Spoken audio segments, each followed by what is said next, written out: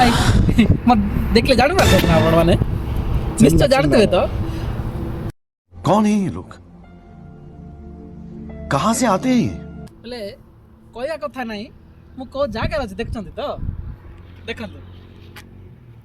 एटा होची जोड़ा हमें कहबा भारतमाला प्रोजेक्ट रास्ता बोली कहबा जोड़ा कि वाइजाग रो हमें एपटे रायपुर जीवा नै कि सेटा दीटा अभी मजा आएगा ना भिड़ो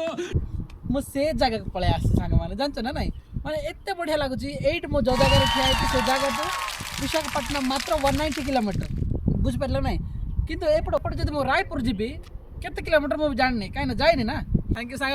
तो पई बोली मो रास्ता रे आइली रे हां हो रे वेलकम रे एपटे जीबे बोले आपण रायपुर जीबे हला रे रायपुर 320 किलोमीटर रे आ राइट राइट राइट मु जानि नथिले हला एटा कोन रायपुर 320 देखो देखो देखो एडी देखछ ना रायपुर लेखा है सेडी ए साइड रे गोटे बडे रिसोर्ट अछि देखछ ना सुनो जा हेले हेलासी ना मो वीडियो देखि तिके लाइक तो करि परिबो ना सब्सक्राइब तो करि परिबो ना कमेंट तो करि परिबो ना ठीक है सब्सक्राइब कर दियो कोन कष्ट लागु तुमको सब्सक्राइब करिया पई ना लाइक करिया पई ना कमेंट करिया पई बिजा लागु कि लोग कहबा तुम जा राणा